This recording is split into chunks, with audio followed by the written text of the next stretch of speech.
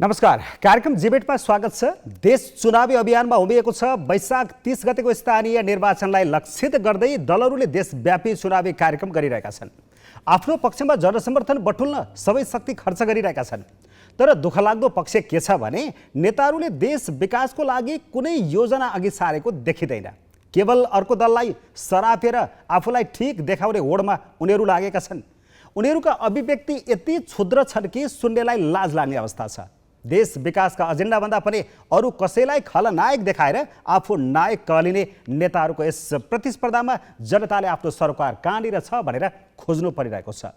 सत्ता घटक नेकपा माओवादी केन्द्र गठबन्धनबाटै चुनाव लड्न लालायित छ। तर गठबन्धनको नेतृत्वकर्ता कङ्ग्रेसले यसमा अनिच्छा देखाइरहेको छ। माओवादी एक्लै चुनाव लड्न नसक्ने अवस्थामा कसरी आइपुग्यो?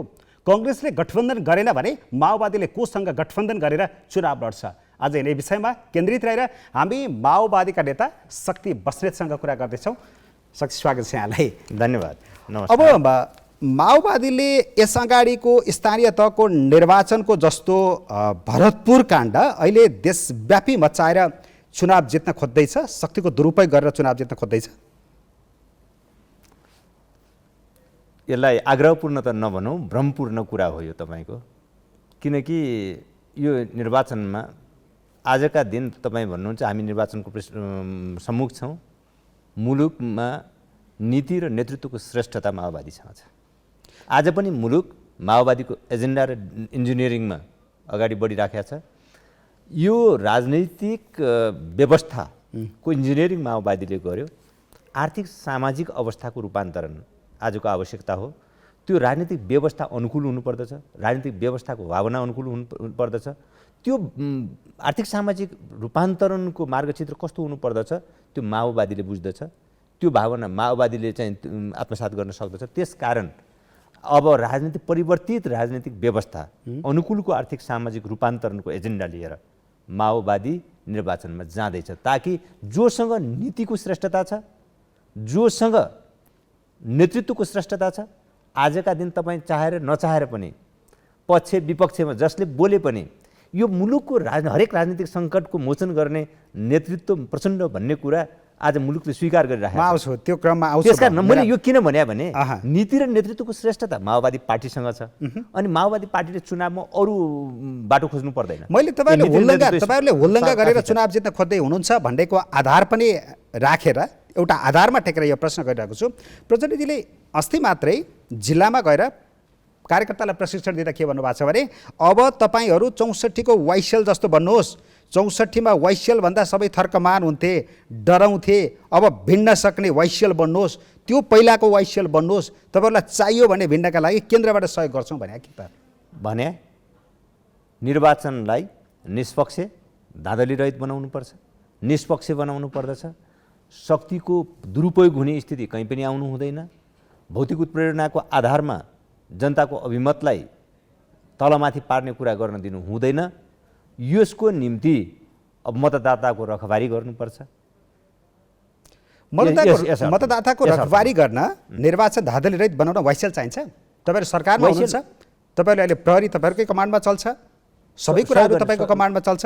एउटा कुरा त्यो लडाको वाइसेल त्यो बल प्रयोग गर्न एउटा भाष्य जनता निष्क्रिय एउटा प्यासिभ रेसिपेन्टको रूपमा जनतालाई जहिलेसुकै राखिराख्ने, जनतालाई शासनमा बस्ने सत्तामा बस्नेले निगाह स्वरूप केही चिज दिने अनि जनताले त्यसलाई चाहिँ ग्रहण गर्नुपर्ने एउटा बाध्यता लोकतन्त्रको नाम जहिलेसम्म रहिरहन्छ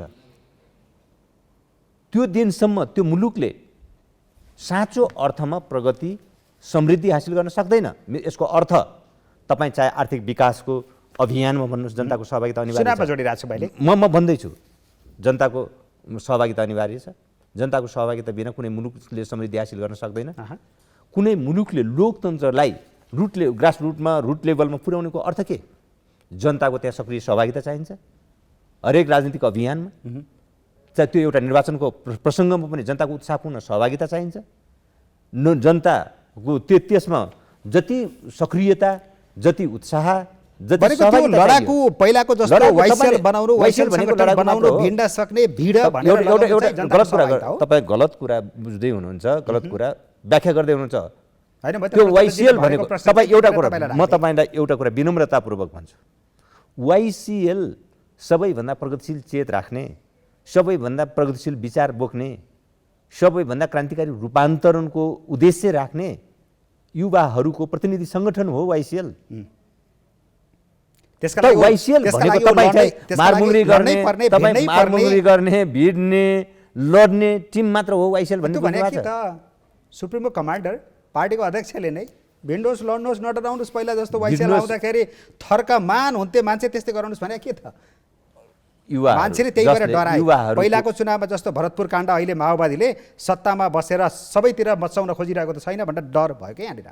त्यही भएर मैले यो प्रश्न के हो भनेर माओवादीको नेतालाई डराउन सोधेछु। चाहिँ यदि कसैलाई यो निर्वाचनमा अब अलि मनी मसल प्रयोग गरेर प्रभावित गर्छौँ भन्ने कसैलाई लागेको छ भने ती त डराउनै पर्छ। उनीहरूले नगरे हामीले गर्छौँ। त्यसलाई खबरदारी गर्छ।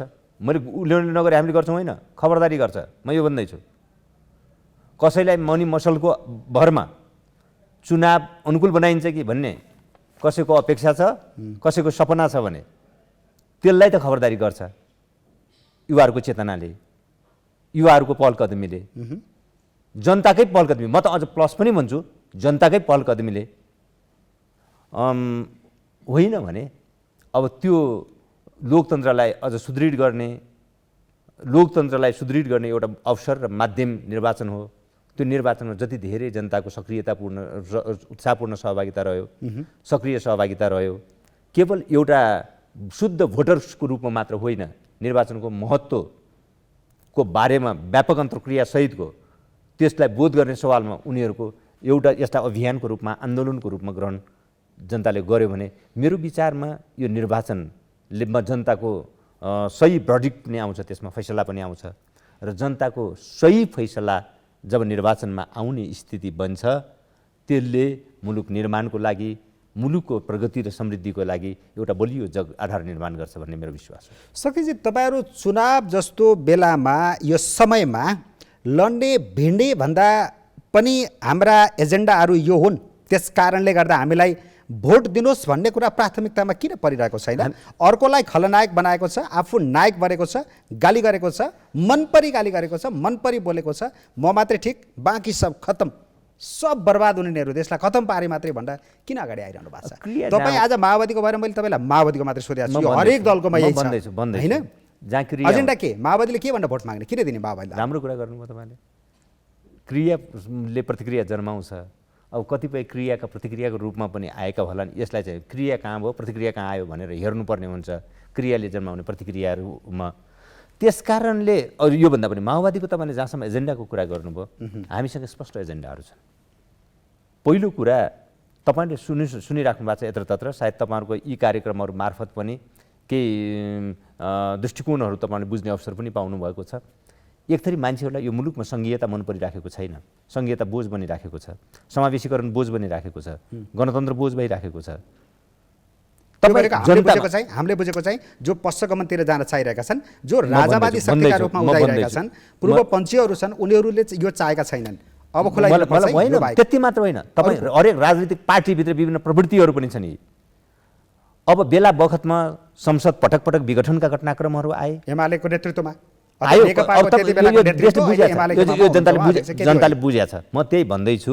त्यसकारण पहिलो कुरा अहिलेको यो स्थानीय निर्वाचन एउटा सानो मिनी जनमत सङ्ग्रह पनि हो। यो सङ्घीय लोकतान्त्रिक गणतन्त्रलाई सुदृढ गर्ने, यसलाई अझ मजबुत बनाउने, यसलाई कमजोर र खुकुलो बनाउँदै अन्तत यो व्यवस्थालाई नै समाप्त गर्ने एउटा दोबाटोमा बसेर आज हामी एउटा फैसला लिँदैछौँ। यस अर्थमा अहिले अब यो स्थानीय निर्वाचन हुँदै हामी सङ्घ प्रदेशको निर्वाचनसम्म जाँदैछौँ। यो मिनी जनमत सङ्ग्रह हो, हामी यो एजेन्डा लिएर जाँदैछौँ। नम्बर 1। नम्बर 2 कुरो, नम्बर 2 व्यवस्था बदलियो। तपाईँले पनि सुन्नुहुन्छ, म पनि सुनिराखेको छु, जनताको अवस्था अझै बदलिन सकेको छैन। राजनीतिक व्यवस्था नयाँ भयो, अग्रगामी भयो, हाम्रो आर्थिक सामाजिक अवस्था र व्यवस्था अलि पुरानै खालको भयो। राजनीतिकमा रूपान्तरण त भयो, आर्थिक सामाजिक जीवनमा परिवर्तन आएन। आज मुलुकको अन्तर्विरोध यहीँनिर छ। विकसित राजनीतिक व्यवस्था, पुरातन आर्थिक सामाजिक अवस्था र व्यवस्थाको बिचको अन्तर्विरोध आज मुलुकको मुख्य अन्तर्विरोधहरू। यो अन्तर्विरोधको समाधान दिनुपर्छ यो निर्वाचनले। यो अन्तर्विरोधको कडी कहाँनिर छ? यसको समाधानका लागि तपाईँले जनमत दिइसक्नु पहिला। प्लिज भन्दैछु, तपाईँले जनमत पाइसक्नु भएको छ? होइन, भारी जनमत पाउनु भएको? यो यसलाई गलत भाषा स्थापित नगरिदिनुहोस् कृपया। किन भन्दाखेरि हामीले 64 सालदेखि, म तपाईँलाई प्लिज मेरो कुरा कम्प्लिट गर्न दिनुहोस् त। 64 सालमा हामीले संविधान सभाको निर्वाचन गरे हो, यो कुरा बिर्सनु हुँदैन। 70 सालमा हामीले संविधान सभाको निर्वाचन गरे हो। संविधान सभाको निर्वाचनको मूलभूत उद्देश्य देशमा राजनीतिक व्यवस्थालाई संस्थागत गर्नु थियो, संविधान निर्माण गर्नु थियो र राजनीतिक व्यवस्थालाई संस्थागत गर्ने मुलुकको प्रमुख कार्यसूची थियो। जति बेला माओवादीले पनि त्यो म्यान्डेट पाएको थियो। एक कुरा गर्दैछु म। दोस्रो, संविधान जारी भइसकेपछि 72 सालपछि पहिलो निर्वाचनसम्मको लागि, पहिलो निर्वाचनसम्मको निम्ति हेर्दाखेरिको स्थितिमा संविधान कार्यान्वयन गर्ने चुनौती प्रमुख थियो। एक थरी मैले त धेरै पटक भन्दै पनि आएको छु कि एक थरी मान्छे तराईतिर जाने हो भने तराई मधेसतिर त्यति बेला संविधान जलाउँदै हिँड्ने केही पार्टी समूहहरूको थियो। नेपाली काङ्ग्रेस देशको सबभन्दा ठुलो पार्टी थियो तर अलमलमा थियो। के गर्ने, अब कार्यान्वयनतिर जाने कि पछि फर्कने भन्ने एउटा अलमलमा र दोबाटोमा काङ्ग्रेस रुमलिरहेको थियो। एमाले परको किनारामा बसेर कोही आए आउन्, नआए नआउन्, आए आप गए झटारो जस्तो, सबै आएर चुनावमा जान्छन् ठिकै छ, नभए व्यवस्थै फेरि गएछ भनेपछि पनि के टेन्सन भने जस्तो एमालेलाई भइराखेको थियो। किन बेकार सबैलाई हात पाउ जोड्नु पर्यो अथवा किन सबैलाई नमस्कार गर्नु पर्यो भने जस्तो एमालेको मनोदशा थियो, एमाले नेतृत्वको मनोदशा थियो त्यति बेला। सायद हामी सबैको स्मरण शक्ति छ, तपाईँहरूले पनि यो स्मरण गर्न सक्नुहुन्छ। 74 सालमा जति बेला नेकपा माओवादीले सरकारको नेतृत्व गर्ने अवसर प्राप्त गर्यो, 73 सालमा प्रचण्डले यो देशको नेतृत्व गर्नुभयो, त्यो बेला संविधान जलाइराखेका पार्टीहरूलाई पनि निर्वाचनको प्रक्रियामा माओवादीले सहभागी गरायो। अब 74 यता कता जाने अलमल, म जाँदैछु, अलमलमा परिराखेको काङ्ग्रेसलाई पनि नेतृत्व सहभागी गराउने शर्तमा सहभागी गरायो र मुलुक संविधान कार्यान्वयनको बाटोमा गयो। माओवादीले एउटा ऐतिहासिक कार्यभार पुरा गर्यो त्यहाँनिर। अब 74मा अब जब 74 संविधान कार्यान्वयनको क्रममा अगाडि बढिसकेपछि 74को निर्वाचन थियो। त्यो निर्वाचनमा ठिक अब हामी अघि जहाँ छलफल गरिराखेका छौँ माओवादीको सपना त्यही थियो। अब राजनीतिक व्यवस्था संस्थागत गऱ्यौँ हामीले, आर्थिक सामाजिक रूपान्तरणको अब मुलुकको प्रमुख कार्यसूची हो। त्यो मुलुकको प्रमुख कार्यसूची आर्थिक सामाजिक रूपान्तरणलाई लागू गर्नको लागि एउटा राजनीतिक स्थिरताको जरुरी छ, बलियो पार्टी चाहिन्छ, बहुमतको सरकार चाहिन्छ। त्यसकारण अब र एजेन्डा अलि मिल्ने पार्टीहरू, एजेन्डा मिल्ने पार्टीहरूको बिचमा एकता पनि जरुरी छ भनेर हामीले वाम गठबन्धन हुँदै नेकपा निर्माणको बाटोमा अगाडि बढ्यौँ। त्योभन्दा पहिला तपाईँले भन्नुभएको थियो एमाले पल्लो किनारमा बसेर यो व्यवस्था गए जान्छ, बचे बच्छ, कोही आउने भए आउँछ, नआए जान्छ भन्ने शक्तिसँग गएर परिस्थिति थियो नि त। त्यो परिस्थितिमा हैन, मेरो प्रश्न त्यस्तो शक्तिसँग मिल्नुभयो गएर? म तपाईँलाई भन्छु, वातावरण छलफल गर्दै जाँदा उहाँहरूले पनि होइन त्यसो त होइन, हामी यो हो भनेर भन्नुभयो। ल ठिकै छ, त्यसो भए हामी यसरी जान सक्छौँ भन्ने एउटा समझदारी सहित हामी गयौँ। म त्यहाँनिर भन्दैछु त्यो बेला मैले यति भन्नु आवश्यकै हुन्छ, नभए अपूर्ण हुन्छ यो कुरा। जब वाम गठबन्धनबाट हामी चुनाव लडेर आयौँ, सरकार निर्माण गर्ने कुरा हुँदै थियो, पार्टी एकता गर्ने कुरा हुँदै थियो, त्यति बेला माओवादीलाई एउटा प्रस्ताव अन्य राजनीतिक पार्टीहरूबाट आइराखेको थियो। ल 5 वर्षको निम्ति माओवादीले सरकार चलाउने हामी लेखेर दिन्छौँ, यो कमिटमेन्ट हामी गर्छौँ, तपाईँहरू ल माओवादीको नेतृत्वमा सरकार बनोस्।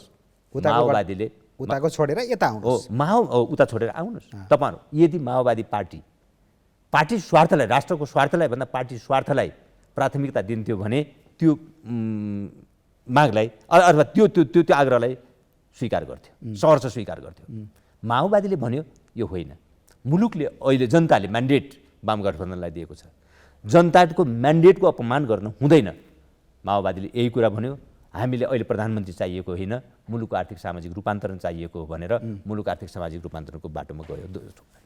त्यसपछि पनि 2.5 वर्षमा नेतृत्व परिवर्तन गर्ने कुरा थियो त्यो समझदारीमा। तर 2.5 वर्षपछि पनि छेक्सन्द चाहिँ परिवर्तनको देखिएन र अलि त्यसले चाहिँ दुर्घटना निम्ताउने जस्तो सम्भावना देखिसकेपछि माओवादी र माओवादीको नेतृत्व, तत्कालीन नेतृत्व प्रचण्डले ल 5 वर्ष तपाईँ चलाउनुहोस् भनेर पनि माओवादीले हस्तान्तरण गर्यो। त यति भइसकेपछि म यति कुरामा स्पष्ट राख्न, यति अब मैले बिट मार्न चाहेँ यो प्रसङ्गलाई।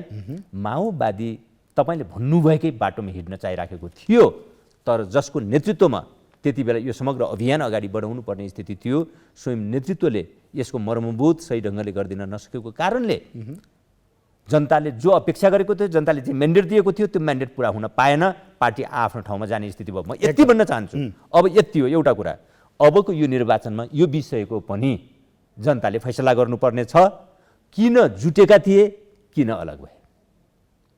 अलग हुनुपर्ने कारण कसको कारणले अलग भयो, कसको कारणले अलग भयो, त्यसको निम्ति माओवादी र प्रचण्डको जिम्मेवारी जवाफदेही कति, अर्को पक्ष कति जिम्मेवारी, यो जनताले फैसला अब जनताले गर्नुपर्ने विषय हो। जनताको नजरबाट मेरो प्रश्न यहाँनिर राख्छु है, आफ्नो बुझाइ होला यहाँनिर। तपाईँहरूलाई भारी मत दिएका थिए जनताले, विश्वास गरेका थिए अब आर्थिक सामाजिक विकास हुन्छ देशमा, राजनीतिक परिवर्तन सकियो, अब त्यो च्याप्टर क्लोज भयो। यति भन्दाखेरि म तपाईँलाई यति हामीले रियलाइज गर्नुपर्छ, माओवादीको आँखाबाट हेर्दा यति हामीले महसुस गर्नुपर्छ, नेकपा एमालेको मुख्य नेतृत्वको बारेमा परिवर्तनप्रतिको एमाले मुख्य नेतृत्वको प्रतिबद्धताको बारेमा इतिहासमा प्रश्नहरू उठ्थे। यो परिवर्तनप्रति नै उहाँको प्रश्न अहिले पनि प्रचण्डजीले उठाउनु भएको छ, गोरुगाडाको प्रसङ्ग उठाइरहनु भएको छ, मैले भन्छु।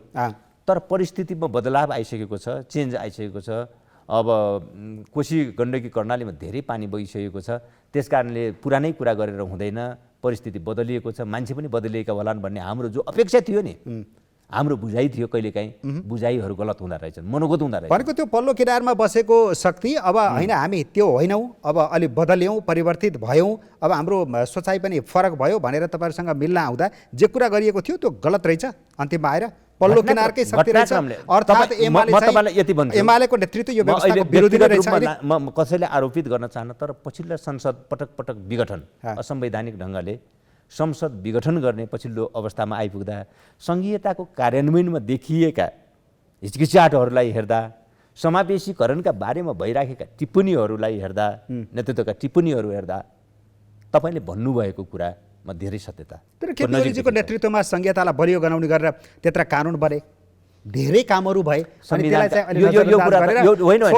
आरोप लगाउने, सफेद आरोप मात्रै लगाइदिने, कानुन कति उहाँले नगरे हो र? यता सुन्नु न, कतिपय संविधानले बाध्य बनाएर गर्ने कुरा र रुचि राखेर गर्ने गरेकालाई बाध्य भन्ने, यता सुन्नु न, म अर्को तपाईँले यो कुरा भन्नु त, यदि चुनाव स्टन्टबाजी बढी भयो कि होइन होइन, म तपाईँलाई भनौँ, यदि सङ्घीयताप्रति लिडरसिप एकदम इमान्दार र कमिटेड भइदिएको भए हुन्थ्यो कि, मेरो बुझाइमा राजनीतिक पुनर्संरचना हामीले गऱ्यौँ, 6 वर्ष लगाएर राजनीतिक पुनर्संरचना गरेका थियौँ। हामीले प्रशासनिक पुनर्संरचना गर्नुपर्ने थियो, तर लिडरसिपले प्रशासनिक पुनर्संरचनालाई कर्मचारी समायोजनमा झारिदियो। कर्मचारी समायोजनमा गयो प्रशासनिक पुनर्संरचना। खै ठिक छ, अब यो तपाईको आरोप प्रत्यारोप के हो थाहा छैन, आरोप प्रत्यारोप होइन, समीक्षा गर्न लायक, तपाईँहरू बौद्धिक समुदायले यी समीक्षा गर्न लायक विषयहरू थिए। त्यो बेला म ऐन बनाउँदिनँ भनेपछि म संविधानै खारेज गर्छु भन्नु पर्यो कि त, संविधान खारेज गर्छु भन्ने हैसियत त बनिसकेका थिएन त्यति बेला। त्यसकारण मैले अघि संविधानले बाध्य बनाएका प्रसङ्गहरू यो रूपमा भनेको। अब संविधानले बाध्य तुल्याएका केही विषयहरू त गर्नु नै पर्थ्यो सबैले। त्यसबाहेक यदि लिडरसिपले त्यो प्रतिको कमिटमेन्ट भएको अवस्थामा 2-4वटा कुरा हुन्थ्यो। आज पनि स्थानीय तहमा संविधानले व्यवस्था गरेका सबै अधिकारहरू स्थानीय तहमा पुगेका छैनन्। त्यो बेलामा तपाईँहरू पनि सरकारमा म भन्छु, ठिक छ त, हामी पनि लिउँला नि, एक मन्त्रीको रूपमा लिनुपर्ने हिस्सा लिउँला कि हामी पनि। ओलीजीलाई मात्र आरोप लगाएर अब कहाँ पानीमाथिको तपाईँ यसलाई फेरि यति जनरलाइज नगर्नु न। प्रधानमन्त्री र एउटा मन्त्रीको भूमिका बराबर हुन्छ, प्रधानमन्त्री र मन्त्रीको भूमिका उस्तै हुन्छ। हामीले सञ्चालन गरिरहेको, हामीले अभ्यास गरिरहेको प्रधानमन्त्री प्रणालीमा, अनि त्यो चाहिँ प्रधानमा तपाईँहरू पनि मन्त्री हुनुहुन्थ्यो भन्ने विषयलाई यति जनरलाइज गर्न त मिल्दैन। कुरा के हो भने, तपाईँ मैले अघि प्रशासनिक पुनर्संरचनाको हिसाबले भने कर्मचारी समायोजनको तहमा झऱ्यो। आज पनि स्थानीय तह र स्थानीय तहले पाउने अधिकारको कुरा गर्नुहुन्छ भने ती अधिकारहरू स्थानीय तहमा पुगेको छैन। सेवा प्रवाहको हिसाबले हेर्नुहुन्छ भने ती संरचनाहरू स्थानीय तहमा पुगेका छैनन्। सागिर रोए, त्यसकारण माथि तानिए अधिकारहरू। मेरो कुरा मैले यति त भन्दैछु, सङ्घीय लोकतान्त्रिक गणतन्त्र प्रतिको कमिटमेन्ट लिडरसिपको कमजोर भयो र त्यो कमिटमेन्ट अहिले पनि कमजोर छ। मैले यति मात्रै भन्न खोजेँ हो, यति कुरा पछिल्ला संसद पटक पटक असंवैधानिक ढङ्गले संविधान प्रतिकै कमिटमेन्ट पनि कमजोर रहेछ नि त। पटक पटक संविधान, अब यो पटक पटक तपाईँले पनि भनिरहनु भएको छ। त्यसकारण हामी अब फर्केर वहाँ ब्याक टु कहाँ जाउँ भने, तपाईँले एजेन्डाको कुरा गर्दै हुनुहुन्थ्यो। एजेन्डा त के हो तपाईँहरूको चुनावका, मैले फर्काएँ कि त्यहाँ। मैले एउटा कुरा भनेको थिएँ, सङ्घीय लोकतान्त्रिक गणतन्त्रमाथि जोखिम देखिरहेको छ। मिनी जनमत सङ्ग्रह हो यो, अहिले मिनी जनमत सङ्ग्रह हो एजेन्डा यो। दोस्रो कुरा मैले अघि भन्दै थिएँ, अब व्यवस्था बदलिएको छ, जनताको आर्थिक सामाजिक अवस्था बदल्नु पर्नेछ र यो अन्तर्विरोधको नयाँ राजनीतिक व्यवस्था र पुरानो आर्थिक सामाजिक अवस्थाको बिचको अन्तर्विरोध हल गर्नुपर्नेछ। त्यो हल गर्नलाई आर्थिक विकासको नयाँ मोडल चाहिन्छ। त्यो माओवादीले गर्छ? दिन्छ। कसरी पत्याउने किन पत्याउने? पहिलो आधार जनताले एकपटक नपत्याएकालाई अर्को पटक पत्याएका छन् के? यो कुरा तपाईँलाई म के भनौँ भने, तपाईँ 48 सालदेखि आज 74 सालसम्मको निर्वाचन परिणामलाई हेर्नुभयो भने एकपटक एउटा पार्टी पहिलो पार्टी भएको छ, अर्को पटक अर्को पार्टी पहिलो भएको छ। विकल्प नभएर होइन, नपत्याएको भन्न सक्यो नि त। त्यसो भए त एकपटक एउटालाई पत्याए सुन्नु न, एकपटक एउटालाई पत्यायो तपाईँले त्यसैमा खेल्न थाल्नु भएको छ होइन, एकपटक एउटालाई पत्यायो अर्को पटक अर्को हेर तिनीहरूले तिमीलाई उल्टाइदिन्छ फेरि हामीसँग आउनुपर्छ भनेर। अब यता सुन्नु न, अब आफूले गर्न केही मैले यसो भन्छु, पत्याउने होइन, हामी त्यो मार्गसित लिएर जान्छौँ। तपाईँ धेरैलाई पत्याउन भन्ने कुरा लाग्न सक्छ, किनभने गणतन्त्र नेपालमा आउँछ, सायद विपनामा त छोडिदिउँ, धेरै नेताहरूले सपनामा पनि सोच्दैन थियो। आर्थिक क्रान्तिको लागि माओवादी चाहियो। किन चाहियो भन्दा यो व्यवस्थाको डिजाइनर माओवादी भएको कारणले यो व्यवस्थाले खोजेको आर्थिक सामाजिक रूपान्तरणको स्पिरिट के हो त्यो माओवादीले राम्रोसँग बुझ्दछ। एक त्यसकारण अर्को दोस्रो, तपाईँलाई यति भन्दा अझ आधार के हो? त्यसो भए तपाईँहरूको के हो त मोडल भन्न सक्नुहुन्छ तपाईँ? म भन्छु, केही बजारको नाममा केही समूहलाई, केही सीमित वर्ग समुदायलाई आर्थिक विकासको जिम्मेवारी दिएर अनि त्योबाट प्राप्त हुने अलिकति एउटा हिस्सा लाभबाट जनताको सामाजिक सुरक्षा र जनताको गरिबीको चाहिँ उन्मूलन गर्छु भनेर सोच्यो भने राष्ट्रले सम्भव छैन। त्यो त तपाईँहरूले नै गरिरहनु भएको छ। म भन्दैछु केही नेता प्रचण्डजीहरूले गरिरहेको आरोप लागेको छ, केही निश्चित व्यापारी धनाढ्य उद्योगपतिहरूलाई आफ्नो हातमा लिएर त्यहीबाट पैसा चलाएको छ, राजनीति गरिरहेको आरोप लागिरहेको छ। तपाईँले मलाई सोध्न बोलाउनु भएको छ नि, मेरो कुरा भन्न दिनु न। मैले पनि पूरक प्रश्न त राख्नु पर्यो नि त, सुनेर मात्रै त क्या भयो? धेरै मैले प्रश्न तपाईँ उत्तर दिने जस्तो भयो क्या यहाँ। त्यो भावनाले मैले के भन्न खोजेँ भने, त्यसकारण एउटा डेभलपमेन्ट मोडलिटी आर्थिक विकासको नीतिमा नै हामीले यसलाई हेर्न पर्यो। मेरो भनाइ सम्पूर्ण कुरा राज्यले मात्र, अब सबै चिज राज्यले केन्द्रित गर्ने अनि राज्यले डिस्ट्रिब्युसन गर्ने समान ढङ्गले गर्छ भन्ने कुरा पनि पुरानो कुरा भइसक्यो होइन। बजारले सबै कुराको व्यवस्थापन गरिदिन्छ भन्ने कुरा पनि फेक रहेछ भन्ने कुरा घटनाक्रमले साबित गरिसक्यो होइन। अब हुने नहुनेको बिचको ग्याप मात्र होइन, अभावका कुरा यावत प्रश्नहरू छन्। यतातिर नजाम, यो पनि यो समस्या हामी बेहोरिराखेका छौँ, देखिराखेका छौँ। अब हामीले आर्थिक विकासको साझेदार जनतालाई कसरी बनाउँछौँ? कसरी बनाउनुहुन्छ? हो, यही हो कुरा।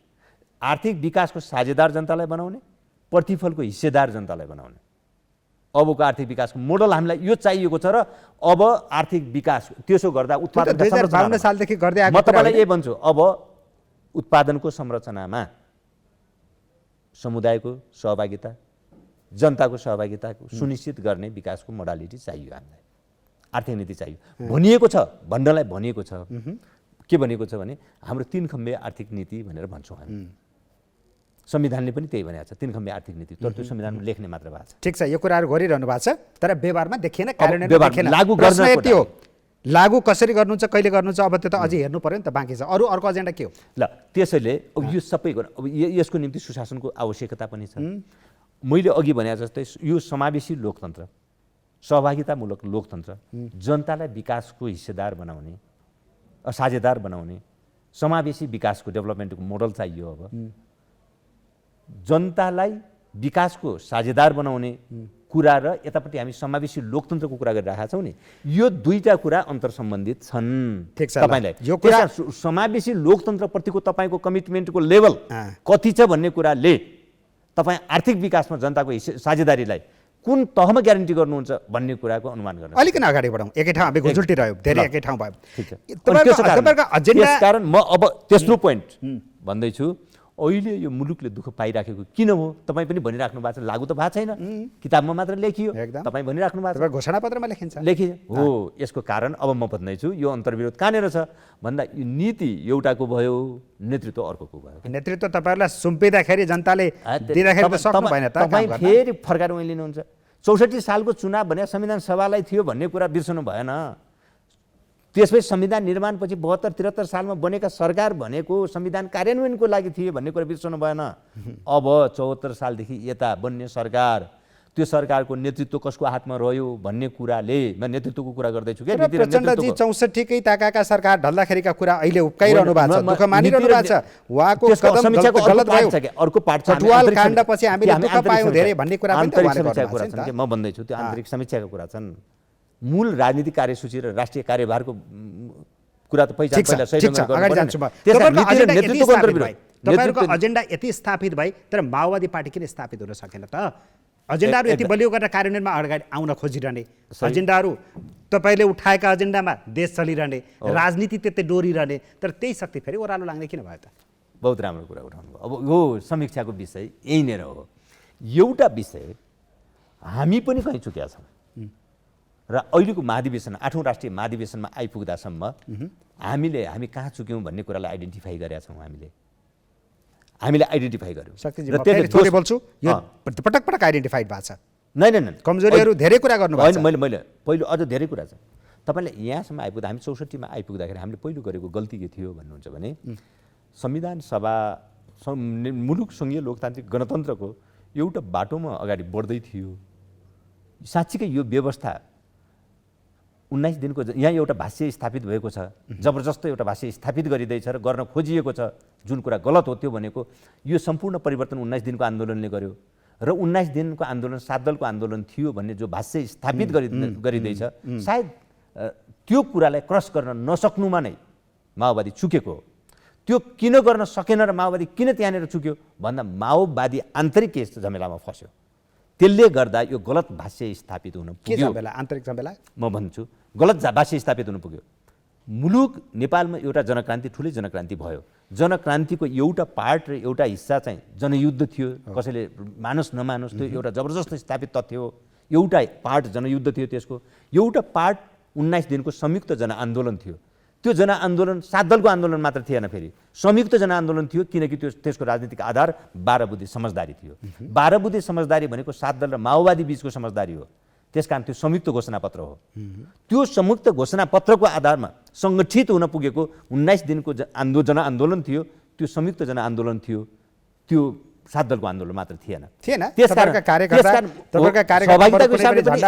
नपाएर या नचाहेर के हो, रुखा आँगाहरू समाएर पनि आन्दोलनमा सहभागी हुनुहुन्थ्यो। एजेन्डाको हिसाबले पनि पहल कदमीको ठिक छ, यो त धेरै विवाद गर्नुपर्छ जस्तो लाग्दैन मलाई। तपाईँ मैले यो विषयलाई यहीँनिर केन्द्रित गर्न खोजेको छु क्या। तपाईँले अघि कहाँ चुक्यो भन्ने कुरा हो, माओवादी कमजोर किन भयो? भाष्य अब कुरा के भयो भने माओवादीले कोही एजेन्डामा देश हिँड्दै थियो, माओवादीले सगर्व यसको अनरसिप लिनुपर्थ्यो। यसको स्वामित्व माओवादीले सगौरव लिनुपर्ने स्थिति जानेर थियो। माओवादी पार्टी हामी सही बाटोमा हिँड्दैछौँ कि गलत बाटोतिर जाँदैछौँ भन्ने एउटा जबरजस्त विवाद र बहसको भुमरीमा पर्यो क्या आन्तरिक रूपमा माओवादी पार्टी।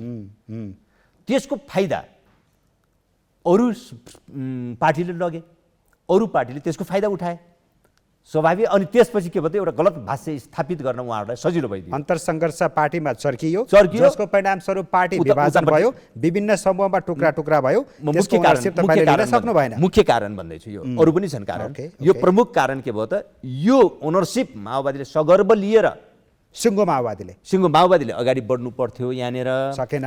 अनि त्यो नहुँदा आन्तरिक झमेलामा फस्दा अरू पार्टीलाई एउटा गलत भाष्य स्थापित गर्न सहयोग मिल्यो र उहाँहरू के भन्न थाल्नुभयो भन्दा जनयुद्ध होइन, यो परिवर्तन सबै 19 दिनको आन्दोलनले भयो। त्यो 19 दिनको आन्दोलन संयुक्त पनि होइन, फेरि त्यो 7 दलको मात्र हो भन्ने भाष्य जबरजस्त उहाँहरू स्थापित गर्न थाल्नुभयो। अनि के भन्न थाल्नुभयो भने माओवादी त हाम्रो बाटोमा आयो नि, माओवादी हाम्रो बाटोमा आयो। त्यो आएको होइन र ल। अब गणतन्त्रमा माओवादीले ल्यायो, कङ्ग्रेस माओवादीको बाटोमा आयो कि गणतन्त्रमा आइपुग्दा माओवादी काङ्ग्रेसको बाटोमा सङ्घीयतामा देश गयो?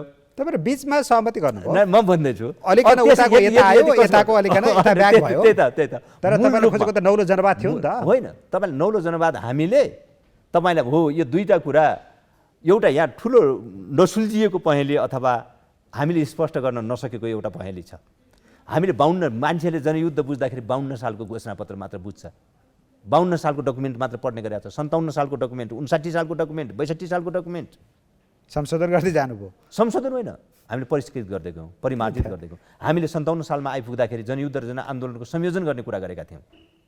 63 सालमा आइपुग्दा हामी 52 सालमा आन्दोलन सुरु गर्दा नौलो जनवाद जिन्दाबाद, भनेरै नारा लगाउँदै अगाडि बढे हो तपाईहरु। 59 सालमा आइपुग्दा 21औं ठिक शताब्दीमा छ, जनवादको ठिक एउटा छ। विकसित यसमा पनि म स्वरूप लगिन तपाईलाई। अनि अन्त कहाँ चुक्नुभयो? हो, प्रमुख रूपमा हामी यहाँ चुक्यौँ र त्यसको फाइदा अरू पार्टीले जसलाई चाहिँ एउटा गलत कुरालाई स्थापित गर्ने त्यो त अवसर स्वाभाविक हो मिल्यो। नि। तपाईहरु अवसर सग्लो नरहेपछि, ठिक। भाइ फुटेपछि, घर कमजोर भएपछि छिमेकीले हेप्छ, अर्कोले हेप्छ। एक अर्को कुरा जनतालाई भ्रमित गर्ने उहाँले बडो राम्रो त्यो त अवसर गर्छ, मिल्यो। अर्को शक्तिले मिल्यो। भ्रमित गर्छ, ठिक, आफ्नो एउटा मैले राजनीतिक यसमा प्रमुख उद्देश्य कुरा- पूर्ति गर्छ उसले। मैले प्रमुख कुरा यही भने। हो, दोस्रो अब कुरा- यसको- दोस्रो भन्दैछु म।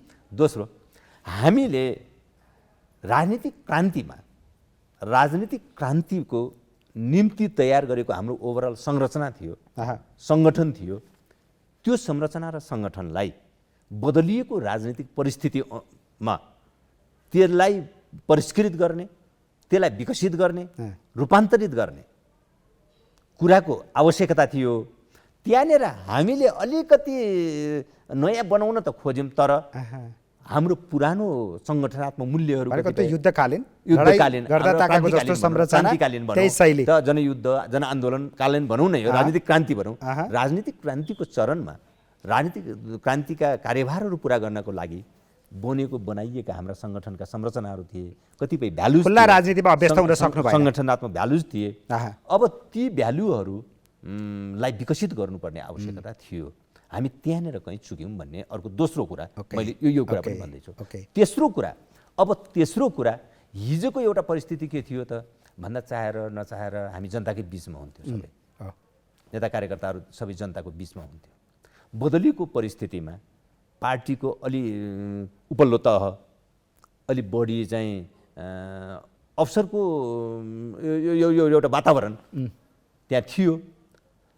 त्यसो गर्दा जनतासँगको बदलिएको स्थितिमा जनतासँगको सम्बन्धलाई कसरी कन्सोलिडेट गर्ने, कसरी सुदृढ गर्ने, जनतासँग पार्टीलाई कसरी जोड्ने, अथवा नेता कार्यकर्तासँग र जनतासँग कसरी जोडिने, कार्यकर्ता र पार्टी र जनता, नेता र कार्यकर्ता, पार्टी र जनताको बिचको सम्बन्धलाई जोड्ने र त्यसलाई सुदृढ गर्ने जनदिशा भन्थ्यौँ हामी।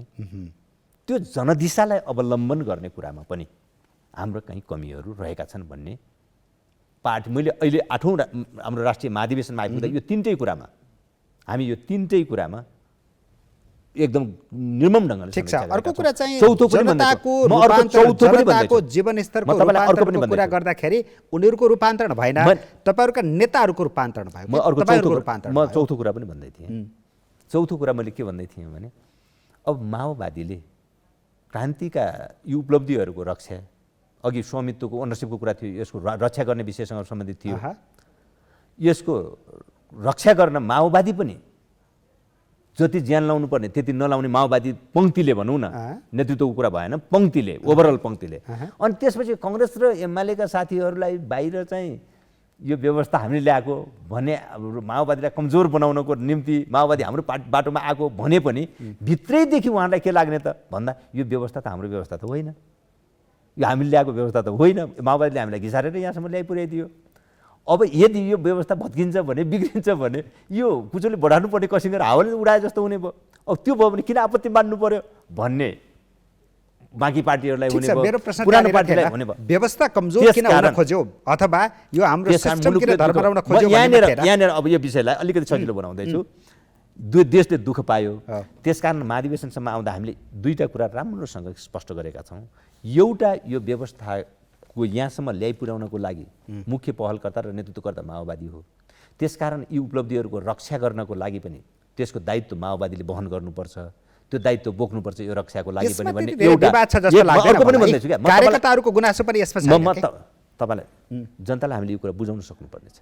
दोस्रो, किनभने कार्यकर्ताको एउटा पङ्क्तिमा पार्टीले क्रान्ति छोड्यो, आन्दोलन छोड्यो भन्ने एउटा नेताहरू नवधनाढ्य भए, यति नवसामन्ती भए। त्योभन्दा पनि अर्को कुरा छ, यो त अर्कोले चाहिँ स्थापित गरिदिएको भाष्य छ। होइन, तर तपाईँलाई भन्छु यो कुरा स्वीकार्नुहुन्न। म यो भन्दै नेताहरूको जीवनशैली, नेताहरूको रहन अलिकति परिवर्तन भयो तर यसको अर्थ कङ्ग्रेस र एमाले भन्दा माओवादी खराब छ भन्ने कुरा तपाईँ साबित गर्न सक्नुहुन्छ? उस्तै भएपछि के खराब उस्तैको कुरा होइन, किन भन्नु पर्यो? उस्तैको कुरा होइन। कङ्ग्रेसका नेताहरूको शैली जस्तो छ, माओवादीका नेताको शैली उस्तै, एमालेका नेताको शैली उस्तै, माओवादी फरक कहाँ त? अनि त्यसो भए माओवादी त्यत्रो जनयुद्ध भन्नुहोस् तपाईँको भाषामा, त्यत्रो सशस्त्र आन्दोलन लडेर आएको नेता यस्तो हुनुपर्ने थियो माओवादी पार्टी। त्यसको निम्ति पनि अझ कहीँ व्यक्ति विशेषका बारेमा पनि छलफल हुन सक्लान्। त्यो त हरेक हरेक पार्टीमा बात छ। होइन, होइन। प्रचण्डजीको जीवनशैलीका बारेमा प्रश्न उठाएको जीवन- छ। होइन। प्रचण्डजीले डेरा सर्ने कुरा भएको थियो। प्रचण्डजीले म डेरा सर्छु पनि छिटै भन्नुभएको थियो। कहाँ खोजिरहेछ डेरा अहिले? कहाँ जाने कुरा भयो त? अहिले त्यो देशको समस्या चाहिँ प्रचण्डजी बस्या घरको कारण पार्टीभित्र उठेको कुरा होइन भनेको होइन मैले। यो समस्या पार्टीका उठ्छ कार्यकर्ताले चित्त हजार दुखाएको समस्या कुरा। उठ्छन् के यता सुन्नु न समस्याको विषय त हजारवटा समस्या उठ्छन् त्यही तर सम्बोधन हजार गरेर- समस्या मध्ये आज मुलुकलाई तपाईँ एउटा कुरा भन्नुहोस् क्या आज मुलुकलाई यो अग्रगमनमा जानबाट समस्या पार्ने कुरा बसेको घर हो यो मुख्य कारण हो एक थरी बरु अचम्म लाग्छ यार एक थरी मान्छेले त्यो यो प्रचण्ड एउटा घरमा बसेको कारणले यो देशको विकास ठप्प भयो भने जस्तो बनाइदिने गरेर तर त्यो भाषा स्थापित गर्ने। नेताहरूसँग कार्यकर्ताको म विश्वास यसको पहिला अर्थ- जस्तै रहेको भए म यता- तपाईहरुसँग तपाईँ कार्यकर्ता एउटा पहिला कुरा- जस्तै म मर्न एउटा तयार भन्छु भएको भए क्या। त त्यो शक्ति बलियो रहिरहन्थ्यो। मेरो कुरा त्यो- सुन्नु। त्यो मेरो शक्तिले पनि सुन्न खबरदारी दिनु गर्थ्यो, अरू तपाईँले शक्ति क्वेसन डराउँथे। गरेको कुरामा मलाई अलिकति त्यसलाई चाहिँ 1 मिनट राख्न त दिनु न अनि त्यसो भएपछि यो समस्या प्रमुख समस्या हो आजको होला नि यी विषय त मैले अघि पनि पार्टीभित्रमा भने। चित्त मैले दुखाएको अघि प्रमुख समस्या जनदिशाको हो। बारेमा हाँ। म जनदिशाको बारेमा समीक्षा गर्नुपर्ने विषयको बारेमा त मैले केही कुरा गरेकै छु अघि तर तपाईँ आज यो देशमा एउटा घरको बसाइ प्रमुख समस्या हो यो मुलुकको होइन यो जवाब त्यसका- तपाईँलाई कार्यकर्तालाई पनि होइन? नहीं नहीं शक्ति बस्नेतजी ले कार्यकर्तालाई यो म जवाब पनि दिनु भन्छु भएको के छ। मैले त्यही कुरा मैले त त्यसकारण सबैलाई भनिराखेको छु यो कुरा हामीले गरेको पहिलो गल्ती यो व्यवस्था हामीले ल्याएका थियौँ तर यो व्यवस्थाप्रति गर्व गर्न सकेनौँ हामीले अब हामीले नेताले पहिलो नै गर्व गल्ती- नगरेपछि हामीले पहिलो यो गल्ती- व्यवस्थाको स्पिरिटलाई नेताले सम्मान नसकेपछि पहिलो हामीले त्यहाँ त्रुटि मैले नेता कार्यकर्ता सबैको कुरा गर्दैछु हामीले पहिलो गल्ती हामी त्यहाँ गरिरहेका थियौँ हामीले पनि यो व्यवस्थाको रक्षा नगर्नेतिर नलाग्ने अनि कङ्ग्रेस एमालेलाई पनि यो कुचोले बढाउनु पर्ने हावाले उडाइदिए जस्तो लाग्ने हुँदाखेरि व्यवस्था कमजोर हुने त्यसको दुःख जनताले पाउने देशले पाउने यो एउटा स्थिति र कारण यहाँनिर बनाएको थियो नम्बर 1 नम्बर 2 अर्को पनि भन्दैछु माओवादी पार्टीले यी उपलब्धिको रक्षा गर्ने र जनताका अपेक्षा क्रान्तिका बाँकी कार्यभार होलान् तिनलाई पुरा कसरी गर्छ भन्ने एउटा नसुल्झिएको पहेँली थियो माओवादी आन्दोलनभित्र नसुल्झिएको एउटा पहेँली थियो पार्टीले भन्न त भन्यो हामीले के महत्त्वपूर्ण उपलब्धि हासिल गरेका छौँ हाम्रा केही कार्यभारहरू बाँकी छन् सायद त्यति कुरा अपर्याप्त थियो त्यति कुरा गर्दा त्यो बाँकी कार्यभार पुरा गर्नको लागि विप्लवजीहरू एकातिर हिँड्नुभयो फेरि फर्केर आउनुभयो त्यही आउनुभयो किरणजी अर्कोतिर हिँड्नुभयो अलमलमै हुनुहुन्छ। बाबुराम कहाँ हिँड्नुभयो तर यो कुरा पनि हामीले राष्ट्रिय महाधिवेशनमा आइपुग्दा हामी प्रतिस्पर्धाको बाटोबाट हामी क्रान्तिका बाँकी कार्यभार पुरा गर्न सक्छौँ ठिक छ, शान्तिपूर्ण अलिकन अगाडि ढङ्गले जाउँ। भन्ने नेताहरूको कुरामा सम्पत्ति हामी यहाँ छानबिनको स्पष्ट कुरा गरेका पटक पटक छौँ। उठाएको छ। यसोभन्दा मैले यहाँ माओवादी एउटा नेताहरूको पोइन्ट मात्र छानबिनको थप्न कुरा। एउटा पोइन्ट मात्र थप्न चाहेँ यति भनिरहँदा अहिले हामीले यो भनिराखेको प्रतिस्पर्धा काङ्ग्रेसले हिजो भनेकै प्रतिस्पर्धा हो भनेर कसैलाई चाहिँ भ्रम पर्यो भने त्यो भ्रम मात्र हो के हो त एमाले बहुदलीय जनवाद हामीले हिजै भनेका थियौँ हो हाम्रो बाटोमा माओवादी आयो भन्ने एमालेका साथीहरूलाई लाग्यो भने पनि त्यो पनि ठुलो भ्रम हो उहाँहरूले यो देशका सम्पूर्ण समस्या हिजो राजतन्त्रको छारीभित्र बसेर एकात्मक राज्य व्यवस्थाको छारीभित्र बसेर केन्द्रीकृत व्यवस्थाको छारीभित्र बसेर गरिने प्रतिस्पर्धाबाट अब यो सम्पूर्ण देशलाई कायापलट गर्छौँ भनिराख्नु भएको थियो हामीले आज सङ्घीय लोकतान्त्रिक गणतन्त्रको भावभूमिमा र आधारभूमिमा टेकेर गरिने प्रतिस्पर्धाबाट देशका समस्या समाधान गर्छौँ भनिराखेका छौँ यो गुणात्मक ढङ्गले फरक कुरा हो लोकतान्त्रिक अभ्यासमा त्यो र यो यसरी फरक हो। यदि यति सबै कुरालाई छोडेर यो कन्टेन्टलाई छोडेर प्रतिस्पर्धा मात्र हो भन्ने हो भने त्यसो भए राजा ज्ञानेन्द्रले गराउने निर्वाचन र बहुदलीय जनवादको बिचमा फरक के प्रश्न उठ्दैन काङ्ग्रेसले भनेको बहुदलीय प्रजातन्त्र र लोकतन्त्र र राजा ज्ञानेन्द्रले गराउने भनेको निर्वाचन नगरपालिकाको निर्वाचनको बिचमा अन्तर के हुन्छ त यदि त्यही कुरा मात्र कन्टेन्टलाई छोडिदिएर प्रतिस्पर्धा मात्रै सम्पूर्ण कुरा त्यसैबाट मात्र धारणा बनाउने हो र माओवादी त्यहाँ आएको भन्ने अर्थ लगाउने हो भने त अब उहाँहरूले पनि जवाफ दिनुपर्छ ज्ञानेन्द्रको ठिक छ। राजा ज्ञानेन्द्रले अब त्यति बेला समय गराएको सकिँदै निर्वाचन जान्छ। बहिष्कार म किन गरे? एकदम छोटोमा प्रश्न गर्छु, छोटोमै जवाब दिएर अलिकन विषयवस्तुलाई अलि धेरै विषयवस्तुलाई ठिक छ। जोडौँ प्रसङ्गमा। अर्को कुरा माओवादी अलिक कमजोर हुनु र आफ्नो अस्तित्वलाई अझ धरापमा पार्दै लानुको कारण के देखिन्छ भने मूल नेतृत्व या नेताहरूको फरक प्रवृत्ति दोधारे चरित्रकै एउटा बोल्ने अर्को गर्ने त्यो युद्धकालदेखि नै अहिलेसम्म पनि त्यस्तो देखियो। पछिल्लो पटक एमसिसीमा आएर त्यो देखियो। यसले पनि माओवादीलाई ओह्रालो यात्रातिर बढाउन सहयोग गर्यो। किन यस्तो भएको छ?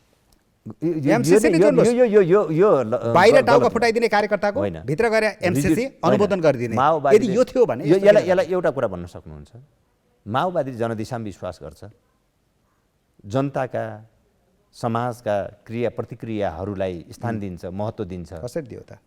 म भन्छु। अनि स्थान दिन्छ सबै प्रसङ्गमा। म एउटै प्रसङ्गको कुरा गर्दैछन्, तपाईँले आम प्रसङ्गमा कुरा उठाउनु भयो भने म भन्दैछु। त्यस कारणले जनस्तरबाट उठ्ने क्रिया प्रतिक्रियाहरूलाई समेत सम्मान गर्दै जाने बेलामा कतिपय अवस्थामा पार्टीले उठाएका एजेन्डाहरूलाई परिमार्जित र परिष्कृत गर्दै लैजानुपर्ने अवस्था पनि हुन्छ। त्यो हिसाबले त्यो परिस्थितिमा देखिने त्यसलाई डाइनामिजम पनि भन्न सक्नुहुन्छ, त्यसलाई फ्लेक्सिबिलिटी पनि भन्न सक्नुहुन्छ।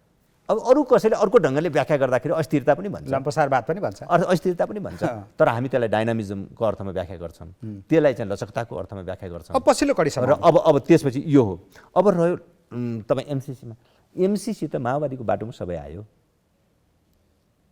के गर्न? होइन यो त बडो गजबको कुरा रहेछ। यो बुझ्ने पनि हुन त यो दृष्टिकोणहरू रहेछन्, कोणहरू नै हुँदा रहेछन्। यो मैले कहिलेकाहीँ भन्छु पनि र मलाई लाग्छ पनि काठमाडौँ कुन दिशामा छ भनेर कसैले सोध्यो भने के विराटनगर बसेर हेर्दा यो पश्चिम हुने भयो, पोखरा बसेर हेऱ्यो भने यो पूर्व हुने भयो।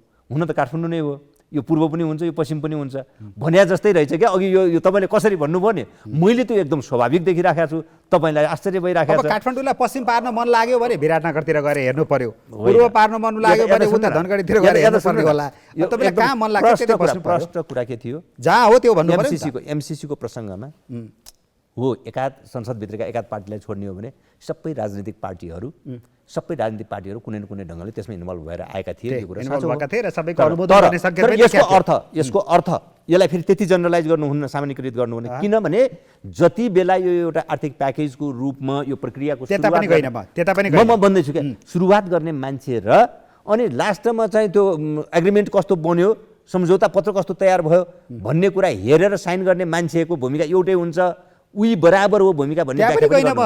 एमसिसी गलत हो, अनुमोदन गर्न सकिन्न भनेर कार्यकर्तालाई बाहिर सडकमा उठाएर भित्र चाहिँ अनुमोदन किन गर्ने? किन माओवादीले कहिले पनि एमसिसी खारेज गर्ने कुरा गरेन। अनुमोदन गर्न सकिन्न भने त माओवादी नेताहरूले बोले गर्नु। म त नेताले कसले व्यक्तिगत रूपमा के बोल्नुभयो भन्ने कुरा त म किन दौडिन्छु त? मैले पार्टीको अफिसियल लाइनको कुरा गर्छु, पार्टीको अफिसियल निर्णयको कुरा गर्छु। पार्टीको अफिसियल निर्णय बकाइदा साथ यही रह्यो, यथास्थितिमा एमसिसी हुँदैन। माओवादीले कहिले पनि एमसिसी खारेज गर्ने कुरा गरेन र जस्ताको तस्तै पास गर्ने कुरा पनि व्याख्यात्मक घोषणा सहित एमसिसी अनुमोदन गरियो। माओवादीले चाहेको यो थियो, यता सबै पार्टीहरू आए भन्ने कुरालाई ठिक छ माने मैले भने त्यो कार्यकर्तालाई बाहिर सडकमा किन ल्याए? यति बेला जवाब दिनुहोस्। कार्यकर्ताले किन गुमराहमा पारे? जनताले पनि बाहिर जो एमसिसीको विरोधी थिए, माओवादी चाहिँ ठिक छ है पार्टी, यसले चाहिँ राष्ट्रघाती काम गर्दैन भनेर देखाइदिनु। तपाईँ आउनु भएको छ ठिक ठाउँमा भन्दैछु के म, किन भनेर मलाई पुष्टि गर्न दिनु न।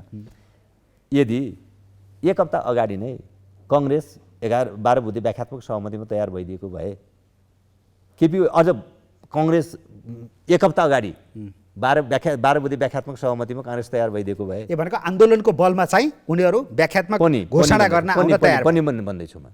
मुलुक यो रूपमा पोलराइज्ड हुँदैछ भन्ने सन्देश नभएको भए सायद कङ्ग्रेस व्याख्यात्मक टिप्पणीको लागि सहमत हुन्छ। अब यो व्याख्यात्मक टिप्पणी अझ म तपाईँलाई अर्को कुरा भन्दैछु, तपाईँलाई अझ 1-1.5 वर्ष अगाडि केपी ओलीजी नै प्रधानमन्त्री हुने बेला केपी ओलीजी यो व्याख्यात्मक टिप्पणी अथवा यो कुनै विशेष प्रस्तावको विरोध उहाँले नगरिदिएको भए एमसिसी पनि 1 वर्ष अगाडि पास हुन्थ्यो, जनता सडकमा जानुपर्ने पनि हुँदैन थियो। किनभने अहिले जे निर्णय भयो त्यही निर्णय 1-1.5 वर्ष अगाडि गर्नको लागि प्रचण्ड स्वयंले त्यो प्रस्ताव राखिराख्नु भएको थियो।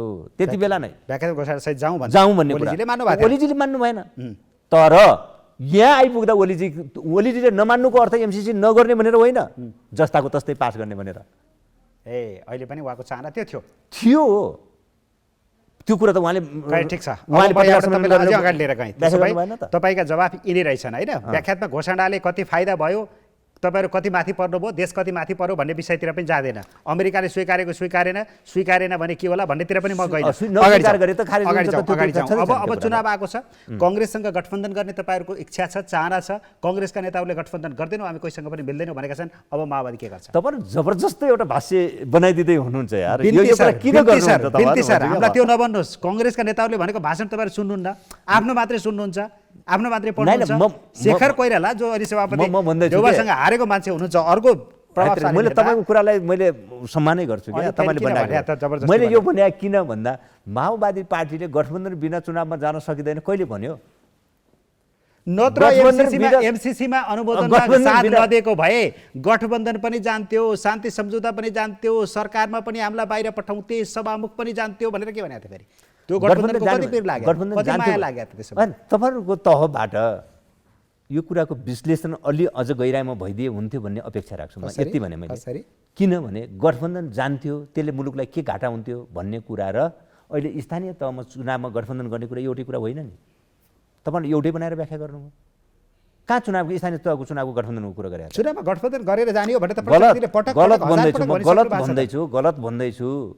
म यहाँबाट माओवादी पार्टीको तर्फबाट म कुरा गर्दैछु अनि तपाईँ माओवादी पार्टीको यो कुरा हो भनेर किन जिद्दी कसिराख्नु भएको छ? प्रचण्डजीले भनेका कुरा हामी टिप्न होइन नपाउने, हामीले सुन्न नपाउने। कहाँ भन्नुभएको छ भने गठबन्धन जान्थ्यो हो, नोक्सान हुन्थ्यो मुलुकलाई भन्ने कुरो र स्थानीय तहमा गठबन्धनको चुनाव गर्ने भने एउटै कुरा होइन र अहिले सत्ता गठबन्धनमा जो पार्टी रहनु भएको छ त्यो गठबन्धन गरेर चुनावमा जाने तयारी छ भनेर त भन्नुभएको हो त। यता सुन्नु त, यो गठबन्धनको नोक्सान जान्थ्यो, गठबन्धनको नोक्सानले देशलाई नोक्सान हुन्थ्यो भन्ने कुरा एउटा कुरा हामीले सोचेको हो।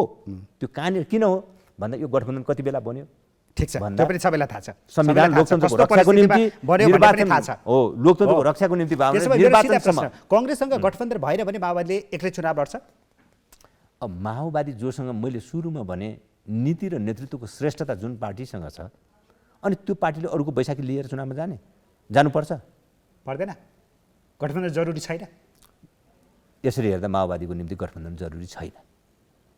तर म भन्छु, मैले 74 सालको अनुभवका आधारमा तपाईँलाई भन्नुपर्दा म के भन्छु भने यो स्थानीय तहको निर्वाचन पनि भएको कारणले जहाँ जो बलियो छ नि, दोस्रो र तेस्रो हुने पार्टीले त्यो दोस्रो हुनेले तेस्रोलाई खोज्दै हिँड्छ, पहिलोलाई हराउनलाई। त्यो यो स्थानीय तहको निर्वाचनमा किनभने प्रष्ट मत काउन्ट भए हुन्छ त्यहाँ। त्यसो भए यता सुन्नु न, जिल्लाभरिको हिसाब गाह्रो हुन्छ। त्यसो भए मलाई यसो भनिदिनु न, माओवादीको प्रभावशाली नेता, प्रचण्डजीको पनि नजिकको नेता जसले प्रचण्डजीलाई राम्रोसँग बुझ्नुहुन्छ, शक्ति बस्नेतजीले भन्नुहुन्छ ज्यादा आवश्यक पर्छ जोसँग पनि मिल्न सकिन्छ भन्ने कुरा हो। त्यो कांग्रेस पनि हुनसक्छ, अहिले खोइरो खनेर गाली गरिरहेको र बारमुग्री चलिरहेको एमालेसँग पनि गठबन्धन। अब मैले यसलाई अझ अलिकति मेरै भाषामा भन्न चाहेँ। मैले मेरो भाषामा भन्दा यो कुरालाई के भन्छु भने माओवादी पार्टी आफ्नै ताकतमा निर्वाचन लड्ने कुरामा विश्वास गर्छ, आफ्नै एजेन्डामा निर्वाचनमा जाने कुरामा विश्वास गर्छ र पहिलो हाम्रो प्राथमिकता हामी आफ्नै ताकतमा आफ्नै एजेन्डा लिएर चुनावमा जान्छौँ। ओके। दोस्रो कुरा स्थानीय तहमा जहाँ स्थानीय स्तरबाटै हुन्छन् क्या। अघिल्लो चुनावमा पनि कहीँ कांग्रेस र एमालेको भयो, कहीँ अर्को पार्टीको भयो, कहीँ अरू पार्टीको भयो, विभिन्न बहुरङ्ग थियो त्यहाँ। यो स्थानीय तहमा यस्ता हुन सक्छन्, तर त्यसलाई हामीले गाइड के दियौँ भने यदि त्यस्तो परिस्थिति भयो भने अहिले जो केन्द्रमा गठबन्धन छ त्यो गठबन्धनको प्रतिकूल सकेसम्म नहुनु राम्रो हुन्छ। सकेसम्म चाहना त्यो हुन्छ होइन, त्यो राम्रो, किनभने यदि गर्नै पर्ने स्थितिमा तल स्थानीय स्तरमा कहीँ गर्नै पर्ने आवश्यकता महसुस साथीहरूले गर्यो भने त्यो परिस्थितिमा छानो एउटा जग अर्को हुनु त्यति नेचुरल देखिँदैन, प्राकृतिक देखिँदैन। त्यो परिस्थितिमा अहिले जो गठबन्धन छ त्यही गठबन्धनलाई प्राथमिकतामा राख्ने कुरा नै सही हुन्छ गर्नुपर्ने स्थितिमा। दोस्रो कुरा, तर तेस्रो कुरा यसको अर्थ बाँकीसँग हामीले गठबन्धनको निम्ति ढोका बन्द भन्ने कुरा कहिल्यै पनि भनेको छैनौँ। परिआयो भने एमालेसँग पनि गठबन्धन हुन्छ। मैले यति तीनटा कुरा भने। पहिलो कुरा माओवादी पार्टी, फेरि दोहोऱ्याएर भन्नुपर्ने भयो, पहिलो कुरा माओवादी पार्टी आफ्नै एजेन्डामा आफ्नै ताकतमा निर्वाचन लड्ने कुरामा विश्वास गर्छ। यो आवश्यकता महसुस गरेको छ, किनकि नीति र नेतृत्वको अन्तर्विरोधको हल गर्नुपर्ने छ। यो पुरा नयाँ राजनीतिक व्यवस्था र पुरानो आर्थिक व्यवस्था बिचको अन्तर्विरोध छ, यो अन्तर्विरोध हल गर्नुपर्ने छ। त्यो हल गर्नलाई नीति र नेतृत्वको अन्तर्विरोध हल गर्नुपर्ने छ, माओवादी नेतृत्व स्थापित गर्नुपर्ने छ। यसको निम्ति माओवादी आफ्नै एजेन्डामा लिएर, आफ्नै नीति लिएर, आफ्नै नेतृत्वमा, आफ्नै ताकतमा चुनाव जानु छ। एक पहिलो हाम्रो प्राथमिकता पनि यही हो, हाम्रो महत्त्व यही हो। चाहिँ गठबन्धन सरकार बनिरहेको हुनाले सकभर मिल्छ भने गठबन्धनकै नेतृत्वमा हुने स्थितिमा म हुने स्थितिमा भन्दैछु, हुने स्थितिमा त्यो प्राथमिकता हाम्रो रहन्छ। र तेस्रो कुरा, हामी कसैसँग फेरि नगर्ने भनेर नेगेटिभ लिस्टमा कसैलाई राखेका छैनौँ। हामी ढोकाबन्द एउटा कुरा चाहिँ तपाईहरु गोत्यारहरू सगोत्रीहरू एकअर्कामा झगडा गरेर हिलो छ्यापाछ्याप गरेर कपडै खोलिदिएर बेइज्जत गरेर त्यसको त्यो घोर अपमान गरेर भए पनि आफू खुइलिने, अनि तपाईहरुले पहिल्यै त प्रमुख दुश्मन शक्ति अथवा मुख्य दुश्मन शक्ति जे मान्नुहुन्थ्यो कांग्रेसकै नाम लिए पनि भयो, ती शक्तिहरूलाई चाहिँ माथि सत्ताको भर्याङमा टेको लगाइदिँदै हुनुहुन्छ हैन, आफू लड्दै उनीहरूलाई माथि पुर्याइदिँदै हुनुहुन्छ। अहिले पनि किस्तीमै ल्याएर दिया हो कांग्रेसलाई सत्ता, अबको चुनावपछि पनि त्यही गर्दै हुनुहुन्छ हैन? होइन, यहाँ एउटा विचित्रको अन्तर्विरोधको अवस्था, राजनीतिक अन्तर्विरोध एउटा यो देशमा देखा परिरहेको छ। प्रमुख राजनीतिक पार्टीहरू बिचको सम्बन्ध र सङ्घर्षलाई हेर्ने हो भने माओवादी पार्टीको सङ्घीय लोकतान्त्रिक गणतन्त्रको रक्षा गरौँ भन्ने तहमा जाँदा काङ्ग्रेससँग कुरो मिल्या जस्तो देखिने। किनभने अस्ति एमाले र ओलीजीले दुई पटक संसद विघटन गरिदिनु भयो र यसको रक्षा गर्ने कष्टमा काङ्ग्रेससँग माओवादीको कुरो मिलिरहेछ। आर्थिक विकासका एजेन्डाहरूको कुरा गर्दा एमालेसँग अलि मिल्या हो कि जस्तो पनि देखिने कहीँ हुन्छ। सरकारमा जाँदा अलि मजाले बस्न सकिन्छ कि भन्ने त्यस्तो होइन, त्यो त 3 वर्ष बढी छ, जन्म त्यता बढी छ होइन कि 3 वर्ष बसेर विघटन भइसकेको कुरा हो नि, त्यसमा पनि कुनै त्यहाँ मैले भनेको चाहिँ तपाईहरुको झगडा कांग्रेसलाई फाइदा हुने भयो। सधैँ केही गर्न पर्दैन, राम्रो गर्न पर्दैन, तपाईहरुको झगडा देखाइदिए हुन्छ। अहिले तपाईहरुको भाषण देखाइदिए पनि हुन्छ, कहाँ क्षेत्रलाई उनीहरु बोल्नु नपर्ने भयो। दुःख लाग्दैन? होइन, त्यो त काङ्ग्रेसभित्रका महाधिवेशनकै क्रममा काङ्ग्रेसका पार्टीका नेताहरूले एकअर्का बारेमा बोलेका कुराहरू र काङ्ग्रेसको महाधिवेशनकै क्रममा नेताहरूका भाषणहरू लिएर खोलिदिए पनि काङ्ग्रेस पनि बुझ्न जनतालाई सजिलै हुन्छ। त्यतातिर गएर होइन क्या, त्यो भन्दा हामी यो निर्वाचनमा गएर के गर्छौँ?